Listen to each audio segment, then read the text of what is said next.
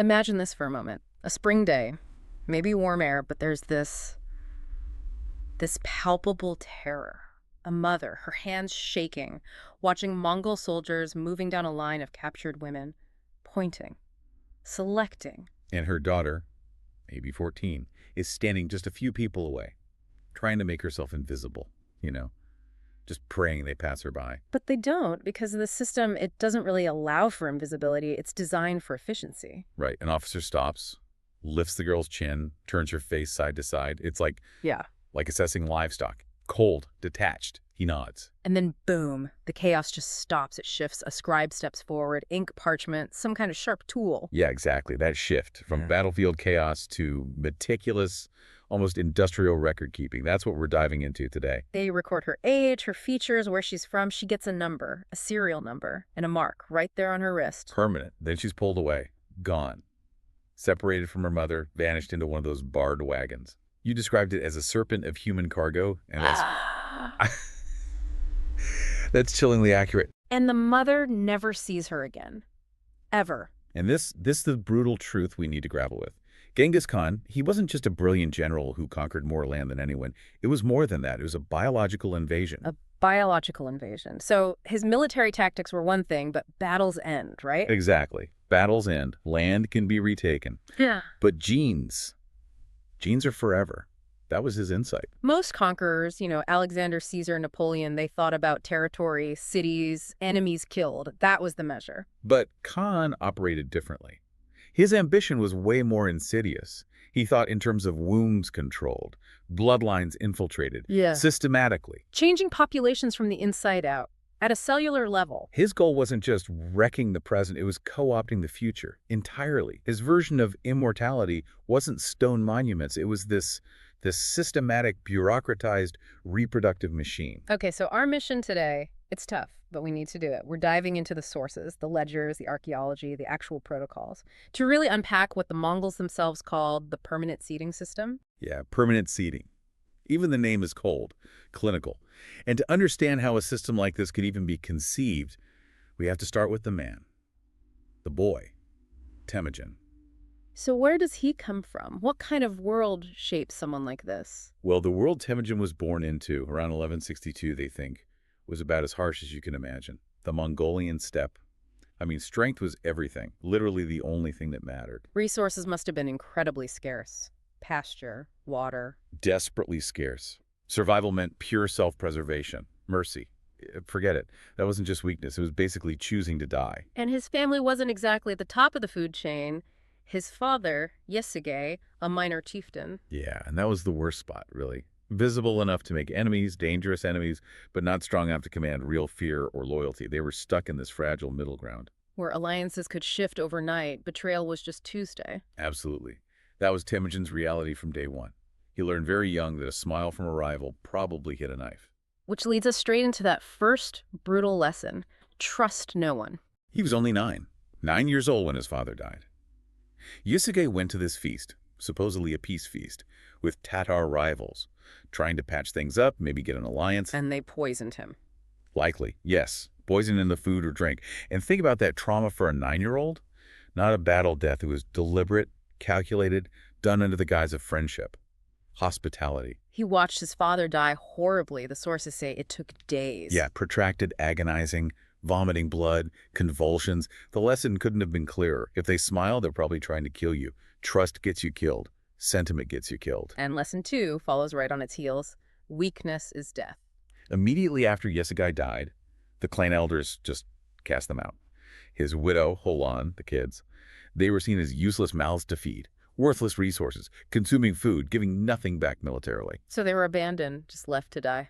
Pretty much, left to fend for themselves in the wilderness, and we're talking about a place where winters hit -40. -40 Fahrenheit. No safety net, no savings, nothing. How did they even survive? By becoming total scavengers. Eating roots dug from frozen ground, insects, trapping rodents and eating them raw, anything with calories. Temujin learned fast. If you can't contribute, you're disposable. That creates a deep, deep fear of being inadequate. And this desperation, this constant struggle, it leads to that other defining moment. Lesson 3, establishing dominance. Ah, the story with Bekta, his half-brother. Right, the stolen fish. Seems like a small thing, but it wasn't about the fish, was it? Not at all. It was about control. Control over the scarce resources. Temujin and his younger brother Khazar tracked Bekta down. And Bekta saw them coming, knew it was about to happen. He did. Saw the bows drawn, didn't fight back, didn't plead, just sat down and made that one heartbreaking request. Don't do it in front of mother. And Temujin shot him anyway, killed his own brother. Executed him over a fish, but really over the principle of dominance. Their mother, Holin, was beside herself. The sources say she beat Temujin, called him a mad dog. She saw him destroying the family. But for Temujin, It just confirmed his worldview. His mother clinging to sentiment, to family ties, that was weakness. That's what gets you killed faster. He decided right then, kill or be killed. Absolute control is the only safety. he really crossed a line there, even for the time. He did. It cemented this need for total, unchallenged control. Which brings us to the fourth lesson, maybe the most crucial one for what came later. The intolerable failure. Porte, his wife. Yeah. By 16, Temujin had scraped together some allies, some stability. Marrying Berte was his first real step back towards his father's status. He finally had something valuable to protect. But the past caught up. The Merkits raided their camp. Retaliation. Years earlier, Temujin's own father had stolen his mother Hulin from a Merkit. It's this endless cycle of violence, often over women. And Temujin, he fled. He had seconds to choose. He chose survival. Ran into the forest, left Berta behind, rode away hearing her scream his name. That failure, that inability to protect what was his, it became this defining wound, this deep sense of inadequacy. He did rescue her eventually, though, after gathering allies. He did. But when she came back, she was pregnant. Visibly It pregnant. was Jochi. Jochi. The name means guest or unexpected visitor. I mean, the name itself screams uncertainty. Temujin claimed him publicly, but everyone knew. The shadow of the Merkit father hung over Jochi his whole life. And caused divisions with the other son. Big time. It fractured the family dynamics. Jochi eventually died young, under mysterious circumstances, probably related to that conflict. Okay, so this catalog of trauma, poisoning, abandonment, killing his brother, the failure with Berte, Jochi's uncertain parentage. What's the takeaway? How does this forge the later strategy? It's absolutely critical. Jochi's uncertain lineage was a personal agony for Temujin, yes, but it gave him this massive, chilling insight. He saw firsthand how corrosive that uncertainty was, how it could destroy a person, a family, a clan from the inside. And he realized he could weaponize that. Exactly. He realized that same doubt, that same internal division over blood claims could be weaponized on a massive scale, not against one son, but against entire populations, undermining their identity, their lineage, their future. That's the leap. From personal trauma to strategic doctrine, from physical conquest to genetic replacement. Precisely. And that leap seems to crystallize right after he rescues Berte and sees the aftermath of the Merkit raid. He's looking at the defeated men. How were they? Broken, shamed, suicidal, some of them. Psychologically finished. They're either physically dead or might as well have been. But the women? The women, including Berte, they adapted, they survived. Whether through calculation or just raw necessity, they endured. And crucially, they bore children. Children who, whatever their paternity, would grow up in the victor's camp, loyal to the tribe that fed them. So he sees this contrast, annihilation versus adaptation and continuation. Yes, and he synthesizes it. He has this paradigm shift. Women aren't just the spoils of war, the prize you take. They are the mechanism for permanent conquest. Okay, let's break that down. A city burns, you can rebuild it. An enemy soldier dies, his line ends there. Right, but a woman impregnated by the conqueror, she carries the future, his future. Inside her body, she carries his lineage. The conquered people literally become Mongol, generation by generation, from the inside out. That's it. He saw you didn't need costly, long-term occupations, endless garrisons. You just needed to control the women, control the reproduction, ensure the next generation carries your blood, speaks your language, adopts your culture. It's a self-replicating system of genetic replacement. It's so clinical, applying logistical thinking to human beings, to reproduction itself. Did this system just appear fully formed, or did it evolve? It evolved, definitely. Started as early experiments, really. In his first smaller raids against rival tribes, he made a deliberate shift. He stopped his warriors from just grabbing women randomly as personal loot. What did he do instead? He demanded that all women of childbearing age be captured, systematically, and then distributed strategically among his warriors. The sources are blunt. They were distributed as breeding stock. So right from the start, it wasn't about reward. It was a state breeding program. Essentially, yes. And this is where the bureaucracy starts creeping in. He begins tracking outcomes. which women get pregnant fast, which pregnancies succeed, and critically, which resulting children have the physical traits they considered Mongol enough. Mongol enough. What were they looking for? Facial structure, hair and eye color. Traits that would allow the child to integrate seamlessly, to be accepted without question, ensuring loyalty. He was running crude population control experiments, refining the method with each conquest. So not chaotic brutality, but calculated strategic experimentation. Absolutely. And by 1206, when he's proclaimed Genghis Khan, ruler of all Mongols, this isn't just experimentation anymore. His key administrators have helped him formalize it. They've tackled the logistical nightmares. How do you manage thousands of women? How do you keep records across vast distances? And this formal system gets its name. The permanent seeding system It's just the name. Seeding. It's agricultural language applied to people. completely strips out the humanity, frames it as logistics, like animal husbandry. It was a documented military and administrative protocol. It had procedures, objectives, measurable results. It was statecraft, pure and simple, applied to human reproduction with terrifying ruthlessness. Okay, so the first big test case for this formalized system comes in 1209 against the Tangut Kingdom. The Western Shia, or the Shia kingdom, yeah. Mm-hmm. The Tanguts were ready for Mongol cavalry charges, maybe siege warfare. They were utterly unprepared for Mongol administrators. It wasn't just soldiers showing up. No, the Mongol army's baggage train was huge, but it wasn't just arrows and rations. It was loaded with specialized staff, scribes with pre-prepared ledgers, ink, everything. Census takers who knew exactly what demographic data to collect, doctors, and administrators whose entire job was human processing logistics. Human processing logistics. Wow, and they were doing intel before the battles inside the cities. Oh yeah, very thorough. Mongol agents, often disguised as merchants or maybe refugees, infiltrated the cities beforehand. They weren't just scouting defenses, they were conducting secret census operations. What were they counting? Number of fighting men, obviously, but crucially, number of women broken down by age, evidence of prior fertility, they already had children. That was highly prized. Even social class connections, they wanted a full inventory of the human resources before the siege even began. They knew what they were coming for. So the city falls. What happens then? It's not just chaos and looting. No, it was remarkably organized. Mechanical, even. The population gets divided immediately. Adult and teenage males, almost all executed on the spot. Why? Militarily dangerous, potentially rebellious, and economically expensive to feed and guard as slaves long-term. Only a tiny fraction, skilled artisans like metalworkers or engineers, might be spared and enslaved for their specific utility. But the women, that's where the categorization protocol kicks in. The rigorous classification, the top tier, primary reproducers, ages roughly 14 to 30, assessed as healthy, strong, high potential for bearing children, they were the priority. And they got the ink mark immediately. What exactly was this mark? Like a brand? More like a crude tattoo, usually. Permanent ink pricked into the skin, often on the left wrist or inner forearm.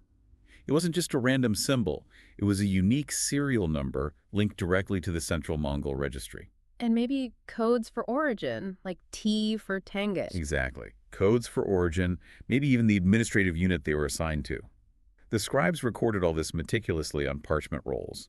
The body itself became the permanent record, the administrative document, because paper could be lost. Okay, so primary reproducers. What about older women? Secondary reproducers, ages say 31 to 40, still seen as valuable, especially if they had print for prior children. Proven fertility was a big plus. They'd be marked differently, maybe assigned to a secondary caravan, kind of like backup stock. And then the waste material. Chilling term, isn't it? This category included girls under 14, women over 40, anyone obviously sick, disabled, or seriously injured during the capture. And what happened to them? The cold calculus of the system took over. They consumed resources, food, water, guard time, but offered no perceived return on investment in terms of future Mongol offspring. From a purely logistical standpoint, they were a net loss. They were taken to the edge of the camp and killed. Mass killings. The sheer coldness of that calculation. It's staggering. Let's talk about the transport. The caravans, you said they were like mobile factories. They really were. Purpose-built, engineered, not just random wagons. These were mobile processing units designed to manage thousands of women over hundreds, even thousands of miles of rough terrain. What made them specific? Barred windows, too small to climb through. Internal partitions like stalls in a stable to separate different categories of women. Why separate them inside the wagons? Control. You had to keep the newly captured separate. They were the most likely to resist, most psychologically unstable. Then sections for those confirmed pregnant. They needed slightly different care, less jostling. Another section for women who'd recently given birth. And then, crucially, a fourth section, the unproductive stock. Women who failed to conceive after several cycles, or were deemed unsuitable for other reasons. The records show mortality rates in this section were much, much higher. Suggest intentional neglect, at the very least. Minimal food, minimal care. Managing this required specialized people. You called them livestock managers. That was essentially their function. And here you see this terrifying blend of medical knowledge, drawing from Chinese and Persian traditions, combined with absolute Mongol ruthlessness. Their only goal was maximize fertility, minimize pregnancy loss. How could they even try to maximize fertility back then? They were experimenting constantly. We see references to using specific herbs known in traditional Chinese medicine, things like ginseng or dongquai, believed to boost fertility or maybe even induce hyperovulation, more twins. And diet. Yes, specific dietary protocols. Trying to pump the women full of high-protein, high-fat foods, whatever they could forage or supply, to physically sustain rapid, repeated pregnancies, especially in women who might have been malnourished to begin with. They were conditioning the bodies. And the documentation went beyond just names and dates. You mentioned genetic tracking. Much deeper. Every instance of rape, which was systematic, scheduled, part of the protocol was logged. The woman's ID number, the date, the location within the caravan, and the identity of the specific guard or warrior involved. Why track the specific man? For genetic correlation. They were trying to figure out which pairings produced the best results from their perspective. They tracked the physical traits of the resulting child's skin tone, eye shape, hair color, general health, and compared that to the recorded traits of the mother and the known father, the warrior. They were looking for patterns. Which combinations worked? Exactly. Which pairings produced the healthiest children? Which produced children who looked most Mongol and could be easily integrated? It was quality control for a human breeding program. Documenting the trauma wasn't sentiment, it was data collection for optimizing this system. It reinforces that this wasn't random cruelty. It was methodology, efficiency. It was. Remember Jochi? The uncertainty around his parentage plagued Khan. This system was designed to eliminate that ambiguity on a massive scale. The next generation's parentage might be mixed, but it was undeniably controlled, documented, and owned by the empire. So the system is developed, tested, then comes the invasion of the Jin Empire in northern China, starting around 1211. This is where it goes truly industrial scale, isn't it? Absolutely industrial. We're talking about a much larger, denser population. The numbers become almost impossible to grasp. When the Mongols finally took the Jin capital, Zhongdu, modern Beijing, their own record suggests they processed and captured over 40,000 women of reproductive age from that one city. 40,000 just from Beijing. And by 1213, just a couple of years into the campaign, administrative tallies mentioned the entire caravan network, managing upwards of 100,000 women, moving across Eurasia. Categorized, managed, documented. 100,000 women, plus guards, administrators, doctors, horses. That's not a convoy anymore. That's a moving city. A city dedicated to this one horrific purpose. It was. And sustaining that required an infrastructure that most settled empires of the time couldn't have managed. Think about it. Dedicated resupply routes and stations, sterilized field hospitals just for reproductive issues, classification hubs where women were sorted and resorted, even large-scale morgue facilities that had to be factored into the logistics, keeping 100,000 captives alive, plus tens of thousands of guards and maybe 40,000 horses. It was an astonishing, terrifying administrative achievement. And this scale demanded even more specialization within the bureaucracy, a kind of hierarchy of production for this atrocity. Yes, the roles became incredibly specialized. You had the frontline capture squads, warriors trained not just to fight, but specifically to identify the target demographic women of the right age and apparent health, and apply those initial ink marks efficiently, minimizing damage to the asset. Their performance measured by the quality of their haul. Precisely. Then behind them, the classification administrators. These weren't doctors necessarily, but bureaucrats trained in rapid assessment. What were they looking for in that quick check? You said under 2 minutes? Speed was key. They'd check teeth for age and long-term health clues, posture, skin condition, did crude pelvic exams looking for signs of previous births, stretch marks, pelvic shape. They were basically performing triage, sorting viable stock from non-viable quickly to maximize the use of transport space and resources. And then the acclimation supervisors, their job sounds psychological. It was entirely psychological engineering. They realized just beating women into submission wasn't always efficient. Their role was to oversee the process of breaking resistance systematically. Oh. Sometimes total isolation, sensory deprivation for highly resistant women. Oh. Other times, disturbingly, they used techniques that look like early forms of trauma bonding. Guards might be instructed to give random small kindnesses, a bit of extra food, a moment outside the wagon, creating confusion, dependency, conditioning them for passive obedience. Resistance was just another logistical problem to solve. Viewing the human spirit as something to be engineered into compliance. That was the mindset. Then you had the pregnancy monitors. Their focus was purely on gestation, implementing the diets, trying folk remedies to reduce morning sickness, even positioning women in the wagons to minimize the risk of miscarriage. A lost pregnancy was a waste of months of investment. A waste of resources. Exactly. And finally, the elimination crews, the cleanup detail, quietly disposing of women who died from illness, childbirth complications, or neglect, and, most horrifically, disposing of the infants who didn't pass the inspection. Their job was vital for maintaining order, preventing panic, and keeping the whole machine running smoothly and secretly. When the Mongols moved into Central Asia, the Khwarezmian campaign around 1219, they added another layer, didn't they, based on social class? They did. They learned that integration wasn't just about blood. Social conditioning mattered too.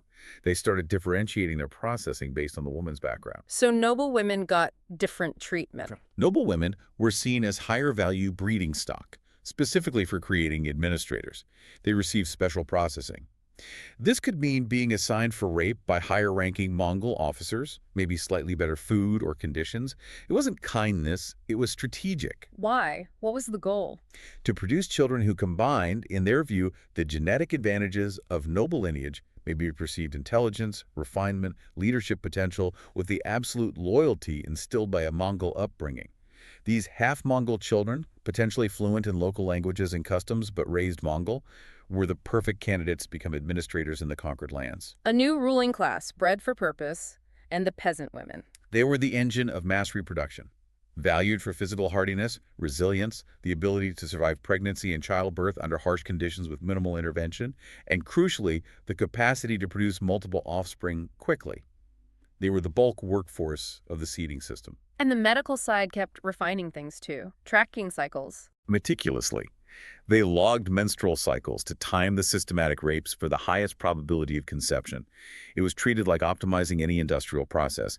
They used every scrap of medical knowledge. They had herbs to potentially increase ovulation, crude surgical procedures to fix minor physical issues, blocking fertility, all geared towards maximizing the reproductive output of this human inventory.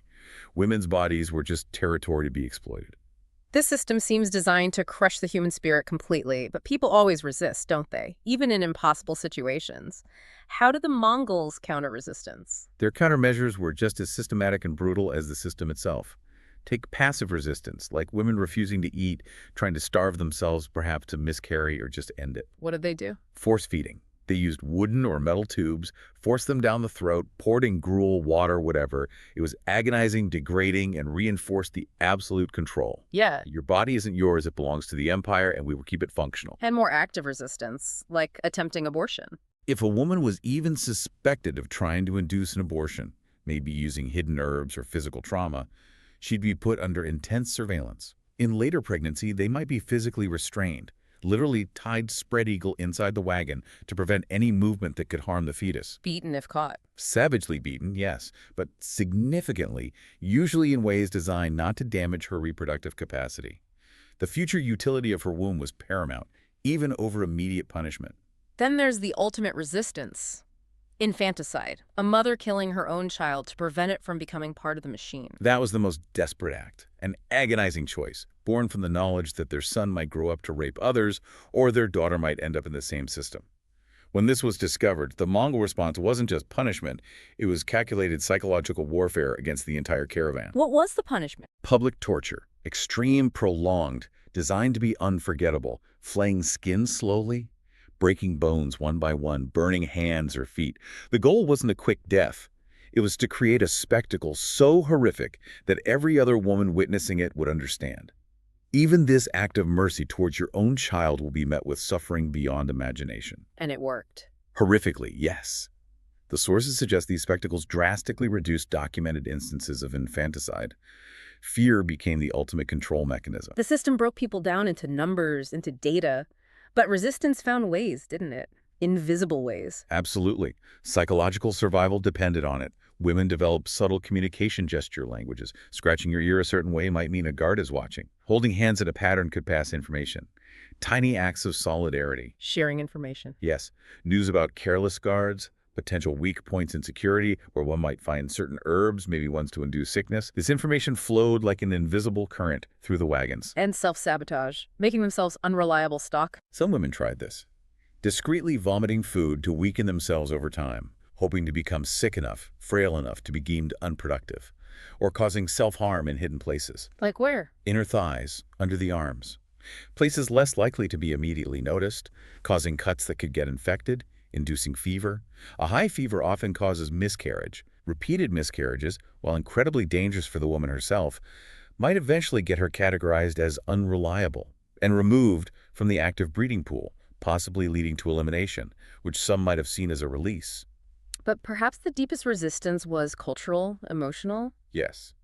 In the dark, in whispers, women held on to their identities. They performed secret rituals, memorizing lists of names, their original names, the names of women who died, the names of their lost children. Reciting these names became an act of defiance, a record the system couldn't touch. Fighting erasure with memory. Exactly. And through song, humming forbidden lullabies from their homelands, wedding songs, funeral dirges, melodies carried memories, history, identity that the guards couldn't understand or control. They knew they might die there, but they fought to pass something on, even just a melody, a name. And the children born into this, what decided their fate? Immediate inspection. Within hours of birth, Mongol officials examined the infant. They were checking against those specific physical criteria, the Mongol enough traits. Facial structure, eye shape, hair, and skin tone. It wasn't about beauty. It was about ease of integration. If the baby passed. Separated from the mother almost immediately, hours, maybe days, sent off to be raised by loyal Mongol families. They'd grow up speaking only Mongolian, fully integrated, never knowing their mother or their origins.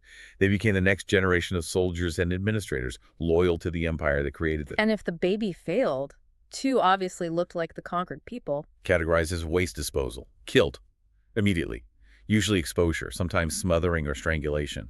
A failed product. No use to the empire. Discarded. The trauma for the mothers. Enduring all that. Then having your child either taken to become the enemy or taken to be killed right after birth. It's almost unimaginable. The psychological toll was calculated to be absolute. Many women broke completely, became catatonic, which of course made them useless to the system, leading to their own elimination. Others survived by shutting down emotionally, becoming numb, mechanical, complying physically while experiencing a kind of psychological death, just keeping the body functional for the empire. And this system, this nightmare, it didn't stop when Genghis Khan died in 1227. Not at all. That's one of the most chilling aspects. It wasn't just his policy. It became institutionalized. Imperial doctrine, part of the standard operating procedure for Mongol conquest. So his successor. His successors, Ugadai, who led the push into Europe, Munka, who destroyed the Abbasid Caliphate, Kublai Khan in China, they all inherited the system and continued to use it, refine it, apply it to new populations. It was just seen as effective statecraft. When Khan himself died, what happened to the women in the caravans directly under his control? They were treated like any other asset in his estate. The administrative records show them being redistributed among his sons and commanders, literally referred to in terms similar to inherited livestock. Just property. Exactly. And during the power struggles and chaos that often followed a Khan's death, thousands of these women were likely executed, partly to prevent mass escapes during the confusion, partly just to tidy up the inventory before redistribution, buried with the same bureaucratic efficiency that marked their lives. The system was designed for permanence, and we see the evidence today, don't we, in archaeology and especially in genetics. We do. Archaeologically, finds like the ones near Bukhara that mother and teenage daughter buried together. Isotope analysis showed the girl had traveled immense distances, confirming a life spent moving within the caravan network, reunited only in death. But the genetics, that's the truly indelible proof, isn't it? It's staggering. Modern genetic studies have confirmed the almost unbelievable success of this biological strategy. Current estimates suggest around 16 million men alive today are direct descendants of Genghis Khan's paternal line. 16 million. That's 1 in every 200 men on the planet. Roughly, yes. The specific Y chromosome marker associated with his lineage is found across the vast area the Mongols conquered. About 8% of men in the former Mongol heartland carry it. Significant percentages in Central Asia, traces even into Russia and Eastern Europe. It's the living, breathing evidence of the permanent seeding system's success. The Mongol Empire itself fractured and faded centuries ago. Dynasties rose and fell. But the genetic conquest? That remains. And it's crucial to understand from their perspective, this wasn't seen as monstrous. It was statecraft, as legitimate, as rational as collecting taxes or building roads. The horror was cloaked in the logic of power and the banality of efficiency. Genghis Khan's true, terrifying genius wasn't just winning battles. It was understanding that permanent conquest isn't achieved through the deaths you cause, but through the lives you force into existence under your control. Every one of those pregnancies, meticulously recorded in those ledgers, represented an undone victory for the people they conquered, a future stolen and rewritten. The empires are dust, but the genes persist. Indelible proof of how he systematically weaponized women's bodies on a scale never seen before or since. And those women, Yeah. the hundreds of thousands who endured this, they have no monuments, no marked graves we can visit. Their names, their identities were deliberately erased by the system's efficiency. All that's left is the genetic echo and the chilling bureaucratic records themselves. Knowing this history, remembering the system, is maybe the only way we have to fight against their complete erasure by time. It forces us to think, doesn't it, about how power really operates, how empires are truly built and maintained, what other unseen mechanisms, what other historical processes operating with that same cold logic might still be shaping our world today in ways we haven't fully confronted.